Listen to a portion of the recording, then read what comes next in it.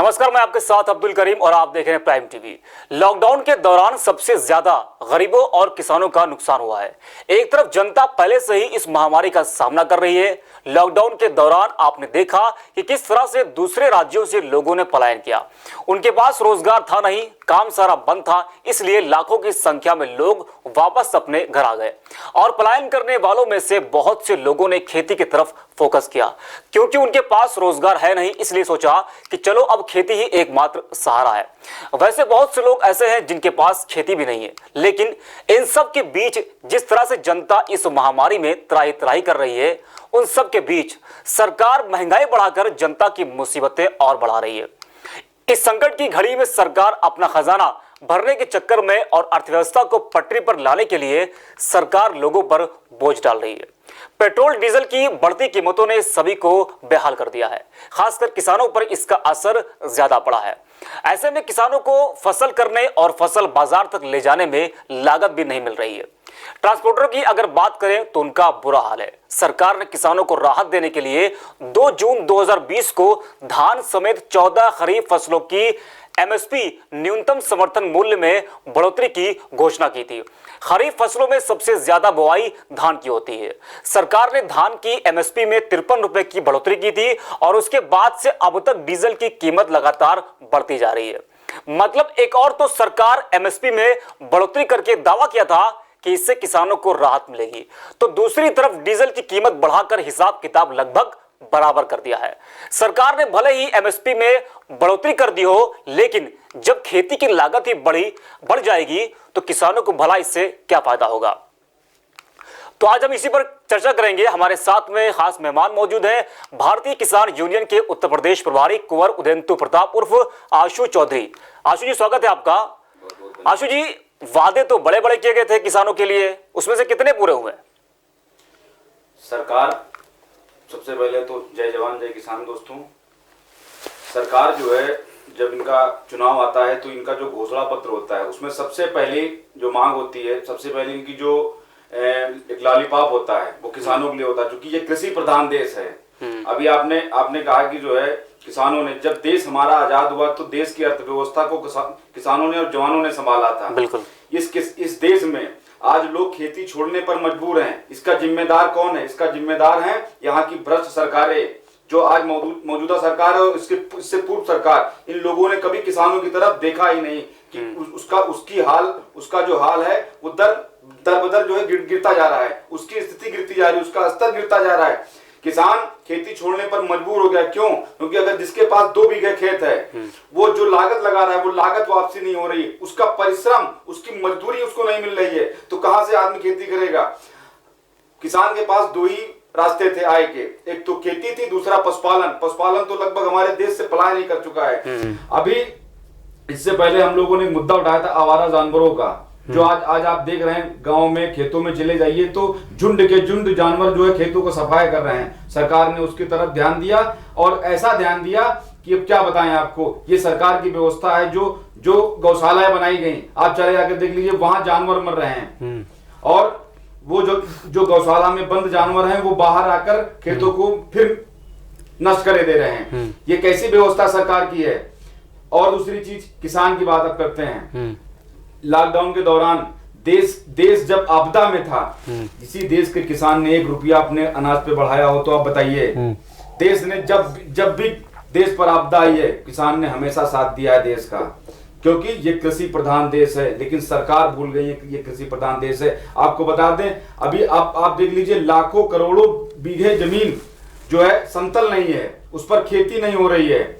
उनका समतलीकरण कराया जाए, और जो मजदूर, प्रवासी मजदूर जो अन्य राज्यों में जा रहे हैं मजदूरी करने, उनको खेती दी जाए करने के लिए, तो हमारा जल स्तर भी अच्छा रहेगा और अच्छी खेती भी करेंगे, और हमें किसी प्रदेश में जाने की जरूरत भी नहीं है मजदूरी करने के लिए। लेकिन उसकी व्यवस्था सरकार को करानी चाहिए। सरकार की जो भी नीतियां आती हैं वो धरातल तक नहीं पहुंचती हैं। उसमें कभी आप देख लीजिए, कोई भी योजना आई हो, गरीब लाभान्वित नहीं हुआ है। ओडीएफ पूरे उत्तर प्रदेश को घोषित कर दिया गया है, गांव में शौचालय नहीं बने हैं। ये कैसी व्यवस्था है सरकार की?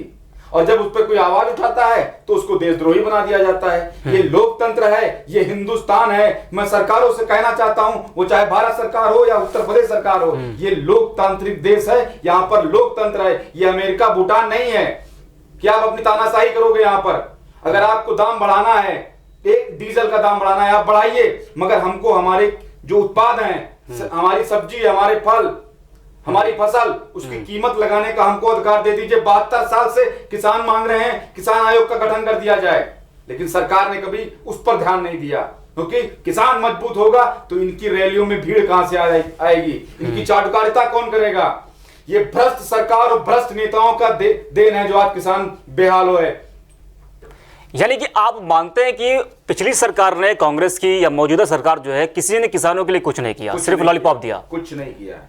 इनका सिर्फ एजेंडा है कि जो है किसान, जब इनका चुनाव आता है तो ये दिखाते हैं किसानों की हम संपूर्ण कर्ज माफी करेंगे, किसानों के लिए ये करेंगे, बिजली मुफ्त देंगे। अब आप बताइए, अभी इस आपदा के दौरान 20 लाख करोड़ रुपया मानने भारत सरकार ने आवंटित किया आपदा के लिए, किसी एक आदमी को लाभ मिला हो तो बताइए आप। लेकिन उसमें निर्मला सीतारमण जी ने सबसे ज्यादा फोकस किया कृषि क्षेत्र पे कि किसानों को इससे ज्यादा लाभ मिलेगा। तो क्या लगता है आपको? लाभ नहीं दिया जा रहा है, कर्जा दिया जा रहा है।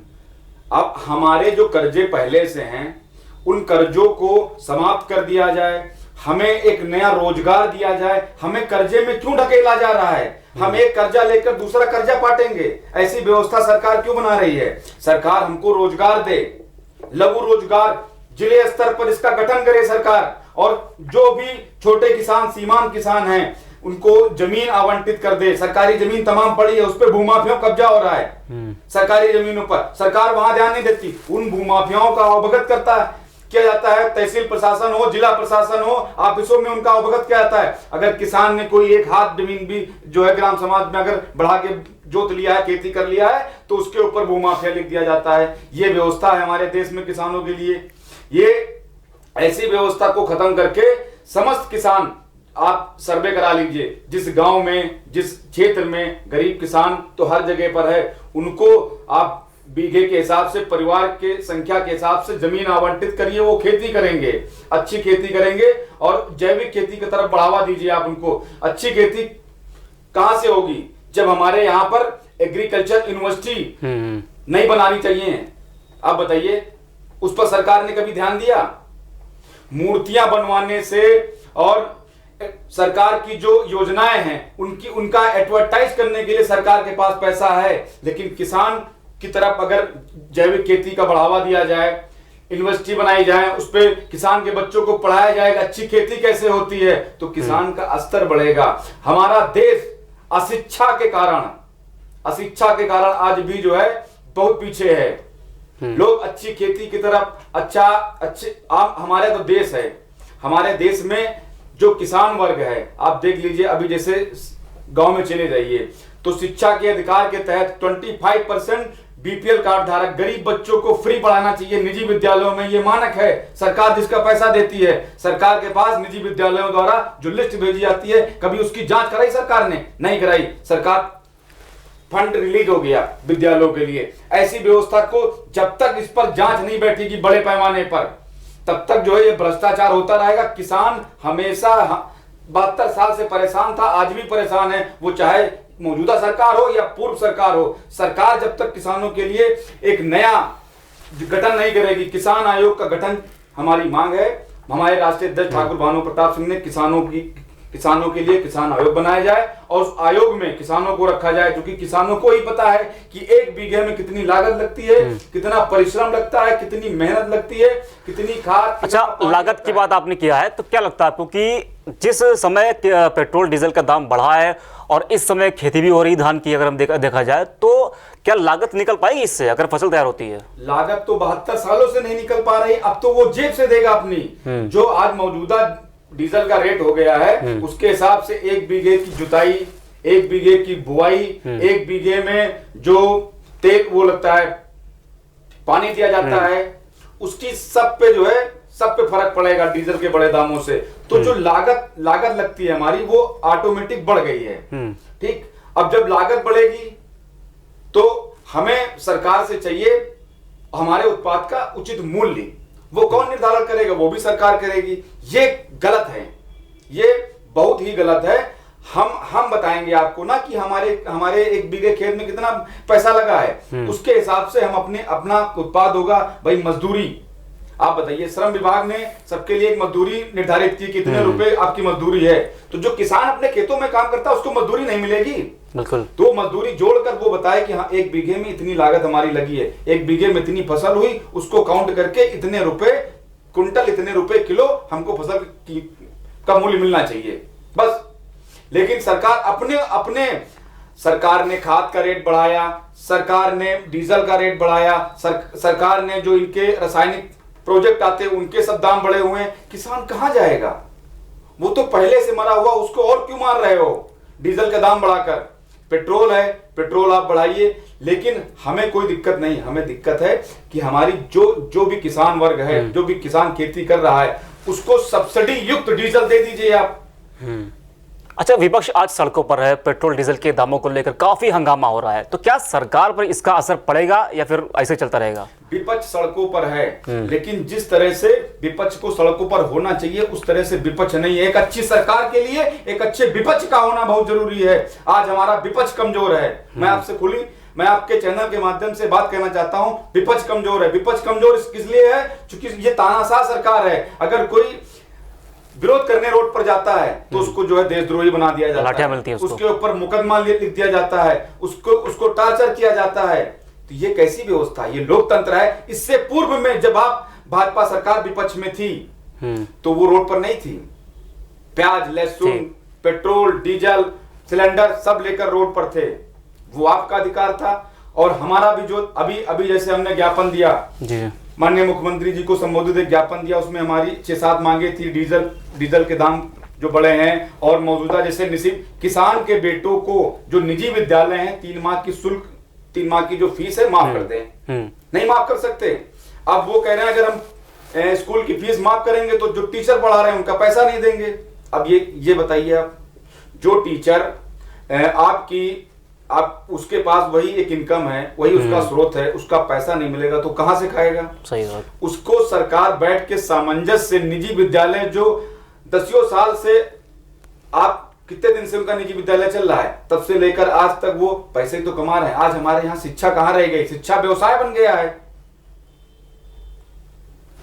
ऐसी व्यवस्था को समाप्त करना। अशोक जी, किसान के बेटे हैं आप और किसानों के बीच में रहते हैं, उनका दुख दर्द समझते हैं आप, तो मौजूदा हालात आपसे अच्छा कोई जान नहीं सकता है, तो क्या हालात है इस वक्त किसानों के? बहुत बुरे हालात हैं किसानों के। सबसे बड़ी बात तो ये जो लॉकडाउन की वजह से ओलावृष्टि हुई। लॉकडाउन के दौरान 2 बार गेहूं की फसल आधी बर्बाद हो गई। सरकार सबसे पहले तो उसका आकलन करा के किसान भाइयों को मुआवजा दे तत्काल में। दूसरा, अभी धान की रोपाई चल रही है जी। अभी मेंथा की फसल थी भाई, मेंथा की फसल वो भी बारिश की वजह से समझ लीजिए कि आधी हो गई है। ठीक, उसके बाद अब धान की रोपाई आ गई, तो धान की पैदावार पे डिपेंड करता है कि क्या हमको आय होगी, हमारा क्या प्रॉफिट होगा। लेकिन सरकार पहले जो हमारा आज डीजल पेट्रोल का दाम बढ़ा है, इसके हिसाब से सरकार हमें हमारे उत्पाद है उनका रेट फिक्स करे कि हाँ इस रेट में धान बिकेगा, और नहीं तो सब्सिडी युक्त डीजल दे दे हमको किसानों के लिए। हमारी जो मांग है देश के किसानों के लिए, लॉकडाउन के दौरान आपने देखा होगा, आपने क्या पूरे देश ने देखा है कि किसान ने जो है देश के साथ खड़े होकर रोडों पर, चौराहों पर निकलकर एक दूसरे की मदद की है, एक दूसरे को कोई भूखा ना रहे, लोगों को खाना खिलाया है। आप अपने उत्पाद का 1 रुपए दाम नहीं बढ़ाया किसान ने, तो उस किसान की तरफ पूरे देश को सोचना चाहिए कि नहीं, किसान की जो मांग है वाजिब मांग है। अगर हमारे उत्पाद का दाम बढ़ेगा तो पूरे देश में खलबली मचेगी। लेकिन आज जब डीजल का दाम बढ़ा है तो पूरे देश में खलबली क्यों नहीं मची है? अभी आपने एक जिक्र किया था गौशाला का, तो क्या लगता है जो आवारा जानवर है, गौशाला बना दी गई है, फिर भी जानवर बाहर है, किसानों की जो फसलें हैं उसका नुकसान हो रहा है, तो क्या गौशाला जो बनाई गई थी वो सिर्फ नाम की बनाई गई थी या फिर सब ऐसे ही चल रहा है? गौशालाएं जो बनाई गई हैं, आप देख लीजिए, बैरिकेडिंग कर दी गई है वहां, कहीं कहीं पर तो तार बांध दिया गया है, गेट लगा दिया गया है। तो उसमें जानवर को लाया जाता है, उनका बिल्ला लगा के उनको अंदर कर दिया जाता है। जानवर हो या इंसान हो, वो भूखा कितने दिन तक रहेगा। बिल्कुल। जब उनके खाने की जो व्यवस्था सरकार दे रही है, मैं सरकार पे नहीं कह रहा हूँ, सरकार ने तो फंड रिलीज किया है इसके लिए, लेकिन जो जिलों में हुक्मरान बैठे हैं ये सब एक नंबर के धूर्त हैं, चोर हैं। ये जानवरों का हक भी खा जाते हैं। कुछ अधिकारियों को, सभी विभागों की बात कर रहा हूं मैं, प्रैक्टिकली बात कर रहा हूं मैं, सभी विभागों में कुछ ऐसे अधिकारी हैं जो ईमानदारी से काम करते हैं, लेकिन उनका परसेंटेज बहुत कम है। और जो भ्रष्टाचार हैं, जो भ्रष्टाचारी अधिकारी हैं, उनका परसेंटेज बहुत ज्यादा है। जानवरों का हक खा जाते हैं। बताइए, बेजुबान जानवर, उनको खाने के लिए जो पैसा सरकार दे रही है वो बीच में खाया जाता है। उनकी आहें लगेंगी उन बेजुबान जानवरों की। मरते देखा है, तड़पते देखा है हम लोगों ने। भूसा और जो खाने की व्यवस्था होती है, कई गौशालाओं पर खुद भिजवाया अपने ट्रैक्टर टाली से, क्योंकि मुझे दर्द, वो बेजुबान है लेकिन उनकी आवाज कौन पहचानता है? किसान। बिल्कुल। सबसे पशुपालन करने वाला सिर्फ किसान है। किसान से ज्यादा कोई पशुपालन नहीं कर सकता है। अभी ऐसे पशुपालन को लेकर कई योजनाएं आई हैं, लेकिन उसमें आपको बताएं, जैसे भी गौपालक योजना है, गौपालक योजना में 1,80,000 रुपए आपके पास होना चाहिए। तो ऐसी व्यवस्था सरकार को खत्म करनी चाहिए, एक आम आदमी, गरीब आदमी भी इसका लाभ उठा सके। अच्छा, किसान सरकार का जो टैग लगा रहता है आप लोग की गाड़ियों में, तो क्या मतलब उसका क्या है? वो किसान सरकार, ये मेरी नहीं, पूरे भारत देश के हर एक किसान परिवार की विचारधारा है। जी। किसान आयोग का गठन तो 72 सालों से हो रहा है। जी। नहीं हुआ, आज तक नहीं हुआ। किसान सरकार होनी चाहिए, नहीं होनी चाहिए, ये भारत देश का जो किसान है, आज जो परेशान किसान है, वो खुद इस पर जो है सोचेगा।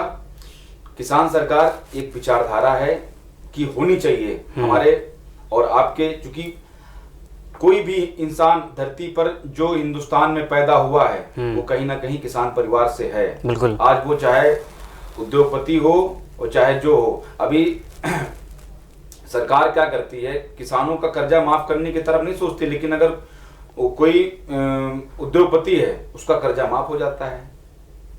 तो ऐसी किसान के साथ 72 सालों में जहां जहां पर भी भ्रष्टाचार हुआ है, उन सबकी आवाज को उठाएगी किसान सरकार। ये एक विचारधारा है। एक आखिरी सवाल यह है कि क्या मांगे हैं आप लोग की किसान सरकारों से? हमारी तो भारत सरकार से मांग है कि किसान आयोग का गठन कर दे सरकार। अगर वो सही मायने में किसान के मुद्दे को लेकर सरकार बनाने की बात की थी, माननीय प्रधानमंत्री जी ने कहा था मेरी सरकार बनेगी तो किसानों को ये फायदा होगा, किसानों को वो फायदा होगा। आप हमारा किसान आयोग बना दीजिए, किसान आयोग में किसानों को रख दीजिए, किसान ही निर्धारित करेगा अपनी फसलों के दाम। ये अधिकार हमको दे दीजिए। हम नहीं मांगते आपसे, हमें कोई कर्जा मत दीजिए जी। हम अपना जो उत्पादन करेंगे उसमें जो लागत आएगी उसके हिसाब से रेट दे देंगे। सरकार के सामंजस्य से, किसान आयोग के जो मेंबर्स होंगे उनके सामंजस्य से अपनी चीजों का बैठकर निस्तारण करेंगे। तो क्या गलत मांग रहे हैं हम? ये हमारी पहली मांग तो ये। दूसरी चीज कि जैसे वर्तमान स्थिति में है, आज एक एक आदमी परेशान है, वो चाहे जो भी हो, मिडिल क्लास हो और लोअर जो लोग गरीब लोग हैं वो तो महा परेशान है, मिडिल क्लास वो परेशान। अभी निजी विद्यालयों ने एक नया वो स्टार्ट किया है ऑनलाइन पढ़ाई का। ऑनलाइन पढ़ाई करा रहे हैं। कल हमारे पास फोन आया था, हमारे बच्चे ग्रीनलैंड में पढ़ते हैं, तो फोन आया हमारे पास कि ऑनलाइन पढ़ाई हो रही है। तो हमने कहा हाँ, ऑनलाइन पढ़ाई मोबाइल से हो रही, मोबाइल का डाटा कितने का है? 500,000 का, हम करा देंगे, पढ़ाइए आप। फीस किस बात की मांगी जा रही है जब विद्यालय बंद हैं? और सभी विद्यालय, मेरी मांग, इसका जिम्मेदार कौन है? स्कूल की सरकार खुद से पैसा दे, मुझसे नहीं मतलब। निजी विद्यालयों को पैसा तो दे ही रही सरकार। बिल्कुल ठीक। निजी विद्यालयों को सख्त आदेश दे सरकार कि 3 माह की समस्त फीस माफ करे, लेकिन एक भी टीचर का पैसा सरकार वो स्कूल नहीं रोकेगा, उनको भी सैलरी दे। अगर ये नहीं कर सकते तो उनकी मान्यता रद्द कर दे। अब आप ये आर्डर तो करिए, आदेश तो करिए। देखते हैं कितने विद्यालय जो शिक्षा को मानते हैं वो पीछे नहीं जाएंगे, लेकिन जिसने शिक्षा को व्यवसाय बना रखा है वो भाग जाएंगे। उनको हटाइए। आशु जी, आपका बहुत बहुत धन्यवाद जुड़ने के लिए हमारे साथ। तो जिस तरीके से सरकार लगातार पेट्रोल और डीजल के दामों में लगातार बढ़ोतरी कर रही है, सरकार को चाहिए कि दामों को कम किया जाए ताकि देश की जनता को इससे फायदा मिले और खासकर हमारे किसान भाइयों को। फिलहाल के लिए इतना ही। देश और दुनिया की तमाम खबरों के लिए देखते रहिए प्राइम टीवी।